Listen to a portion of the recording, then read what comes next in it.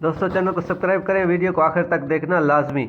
औरत और गरीब की अस्मत दरी, कब तक ये सिलसिला, जिम्मेदार गवर्नमेंट या हमारा माशरा?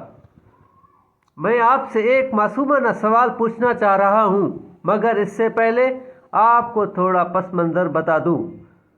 परसों रात एक दोस्त की कहानी, एक भाई की कहानी है ये लोधरा वाले की। रात वो कह रहा है, परसों रात लोधरा के स्टेडियम के एक कोने में से पुलिस ने एक औरत और एक मर्द को अलिफ नंगी हालत में गिरफ्तार किया। दोनों को थाने लाया गया तो औरत ने अपने पास मौजूद एक शापर की तलाशी देने से इनकार कर दिया।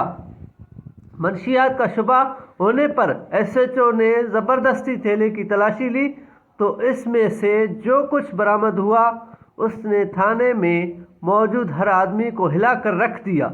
मज़ीद पूछने पर औरत बोली, औरत पहले तो आधा घंटा हिचकियों से रोती रही और फिर इसने बताया कि खावन मर चुका है, 3 जवान बेटियां हैं, उनके लिए मेहनत करती हूँ। आज किसी घर में काम नहीं मिला तो 2-4 होटलों से ये एक रोटी भीख मांग कर ली है। रोड पे खड़ी थी, इस आदमी ने इस काम के लिए इशारा किया और मैं मान गई। मुझे अपना जिस्म, अपनी इज्जत और अपना वक़ार बेचकर अपनी बेटियों के लिए सालन लेना था। एसएचओ ने फौरन डीपीओ और लोधरा के कॉल मिलाई और ये मामला डीपीओ साहब तक पहुंचा। भले आदमी हैं, इन्होंने पर्चा रुकवा दिया। उस खातून की माली मदद की, नौकरी का बंदोबस्त करवाने की कोशिश में लगे हैं और इसे इज्जत से अपनी सरकारी गाड़ी में घर भिजवाया।